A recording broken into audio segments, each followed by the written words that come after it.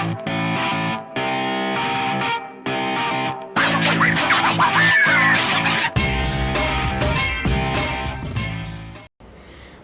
to Politalks. I'm your host, Gisela Torres, and today we have a special guest, Megann Willson, the new candidate for Ward 23 for the elections on October 22.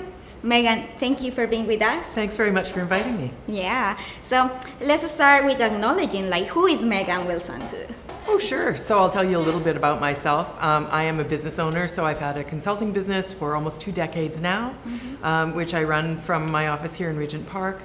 I've been living in Regent for about 3 years, but I've been in Toronto for close to 30 years, I guess.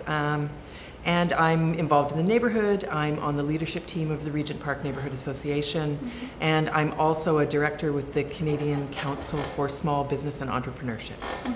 And let's just acknowledge too, where is the Ward 23? Okay, so Ward 23's boundaries have changed. It's a much smaller ward than it used to be. So if you voted in the last election, it went all the way down to the lake. Now the southern border is Shooter Street. The north is Rosedale Valley Road up to Bloor. The eastern boundary is the Don River, and the western boundary is Jarvis Street. Oh, that's great. I didn't know that. So how long have you been in public service? So this is a new thing, being in politics. I've always been serving in my community as a volunteer, getting involved with lots of different entities like Out of the Cold, faith-based organizations, feeding the homeless, doing things like that. And because of my involvement with the Neighborhood Association and some other things, I started thinking about moving into more of a leadership role, which is what I do in business. And it seemed like a good opportunity. We had a long-time incumbent, Pam McConnell, who was an amazing councilor. After Pam passed away, I just thought there was an opportunity for new leadership to step forward, and that's when I decided I would think about running. Ah, that's great. So that was your motivation?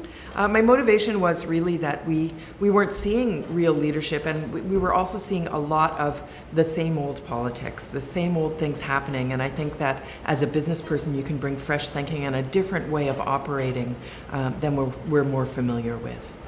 Okay. What is your main proposal for the neighborhood for running Ward 23? Sure. So one of the things that we're thinking about in Ward 23 is I really want to see us unify as a ward and sort of pull together. So there are lots of very disparate elements. And we serve some very different communities. We serve Regent Park, we serve Cabbagetown, we serve St. Jamestown, all the way over to Allen Gardens. So that's a very wide, disparate group of people. There are people in single homes, there are people in tall towers, there are rental people. And so finding a way to unify people around causes is very important to us. Safety, affordable housing is very important. We're also looking at safe, active transportation, so that's cycling and walking, because many people in our neighborhood, that's their only mode of transportation. And efficient, accessible transit, so that people can get all the way across the city, whether that's for school or work or for play. Okay. You say that listening is very important for a politician. Why it is important? Sure. So my experience as a voter and a resident is often politicians come and they tell you what's good for you. They don't necessarily live right in your community. They're not experiencing the day-to-day issues that go on, and they just come in with a platform right away. Because my background is as a researcher and a consultant where I teach clients to listen to their customers, I think it's important for us to listen to the voters and let that determine what we think is right for us to do. What are some ideas that you have right now and you're going to turn into action when you start running, if you do? Sure.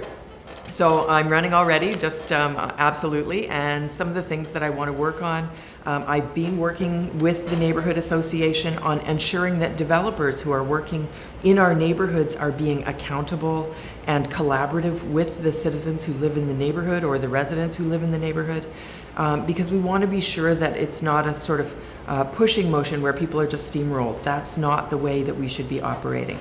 That's very important. Making sure that the least represented people in our community are getting full representation. So that's people who are disadvantaged, who are marginalized, people who are living in poverty. They need to be sure that they have safe, affordable places to live. That's really important, and I'll be working on that for sure. How would you improve the safety? here in the So neighborhood? the thing about safety that we're hearing right now, I'm hearing a lot of talk about let's throw more police at the problem. My understanding from talking to people who live here is that every time we've tried that, it's sort of backfired. We've done a bad job and been kind of heavy-handed with it, and we haven't thought about, but what are the long-term consequences? How do we build a sustainable result? We need to start from the time our kids are super young. You know, maybe they're second or third grade or even younger. Building resources so that they have resiliency, so that they have outlets, so that they understand they have a voice, so that they can't be taken advantage of. We have to do that in conjunction with trying to solve the short-term problems we're having. Okay, what is the main strategy for improving the transit? How can you do, like, people need to move around like in an easy way?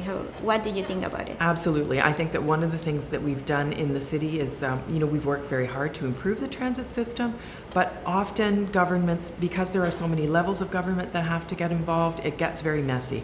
And we've had these sort of one-size-fits-none solutions. So it's not everyone must have a subway or everyone must have a bus or everyone must have a streetcar. We need to use our planning department, which we have a vast and very effective planning department in the city and a transportation department, to think carefully about what is the best solution for each area to get from where they are to where they need to go.